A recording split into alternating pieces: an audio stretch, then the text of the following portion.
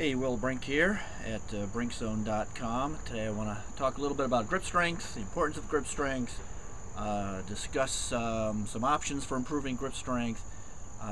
If you're in strongman training, if you're in functional training, if you're in martial arts, especially BJJ, Olympic lifting, powerlifting, gymnastics, and other assorted sports, you know that grip is king. Without a good grip, without a solid grip, you're pretty much nowhere. Now, as a basic example, if you can deadlift 500 pounds off the floor, but your grip gives out at 300 pounds, your deadlift, is essentially 300 pounds. So that is often the limiting factor to a lot of things we do, whether it's weighted chin-ups, whether it's deadlifts, whether it's bent over rows, whether it's, again, BJJ or some martial arts, what have you. Grip strength is king. In the bodybuilding world, of course, grip strength has never been particularly emphasized because bodybuilders are more interested in visual benefits than they are necessarily functional or strength benefits. But I think even bodybuilders can benefit from some grip strength, at least some grip strength that transfers into forearm work and such. And so what came along in the past few years was companies that were emphasizing products that improve grip. One of them in particular that I've mentioned a couple of times and done some videos are standard fat grips. These are a great product. I have done a number of vids and write-ups and used them myself with people. Have given them to some MMA fighters and stuff who train with them and basically told me they really found them invaluable because, again, if you grab somebody by the wrist and they twist out of it easily, you know, you're done for.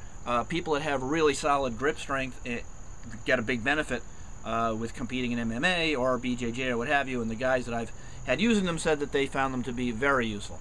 Of course, you have some old school gyms that do have thick bars and thick bar training, and thick bars are great if you can get your hands on them, but they tend to be expensive and you don't find them in a lot of gyms. But where they exist, they are, again, of great value, and you'll find some of the more functional-oriented coaches are big fans of thick bar training and or fat grip type products. So I'll do some links in this video if you want more write-up, if you want to see some other videos. But I will say that an emphasis on improving grip strength across any of those sports is really pretty much key, and I think a lot of people understand that. I'd say fat grips was probably the first of its kind in the commercial market to allow people to mimic thick bar training. Some other companies have come along and offered some different shapes and sizes, some of which I've been testing, some of which I'm going to review. These are T-grips. Now, if you take a standard T-grip to the 2.5 and a standard fat grip, you'll see the difference is basically the T-grip has a barrel shape to it. It's about the same width at the ends, but it's thicker in the middle, and that is a bit more of a natural grip pattern. They also have a slight indent in them versus the slickness of the fat grips. Fat grips come basically in two sizes. The T-grips tend to come in more sizes and more colors if that's something that interests you. There is going to be some slight differences training with these two grips. One of them, again, is that natural barrel shape. Of course, these two fingers, your pinky and your ring finger, tend to be your weakest fingers, and you might get some improved neural patterning, muscle activation in a shape like this. There isn't any studies, of course, per se. I don't think it's a big difference which one you use. People have their preferences. I like the T-grips. I've been using them a bit. Again, they do come in different sizes, small and large. This is sort of their middle size. I do think it also depends on what you're trying to accomplish. If you're just trying to get improved grip strength, the T-grips might be an excellent choice. But if you are trying to, if you need to mimic the specific shape of some of the bars that you're using, for example, if you are a strongman competitor and you have to do a continental lift and that's going to be on a 3-inch bar, well, you might be better off using something that mimics that exact shape, and or using the extreme fat grips, which are quite a bit thicker. I think they're 3 inches. So some of it does depend on what you're trying to achieve, what you're trying to go for. I do find, for me personally, the T-grips are excellent for if you have had like tendonitis in your wrists, golfer's elbow, tennis elbow type of thing. I find the T-grips are a little more helpful, and I'm actually working with another grip, which I'll get to later, which may be the best of the bunch as far as rehab, prehab for tendonitis type thing. But I actually think these work a little better. I definitely get some tennis elbow that I find these grips do help us. So look into some of these grips. If you haven't used a fat grip or you haven't used a T grip, a link, you can read up on them a bit.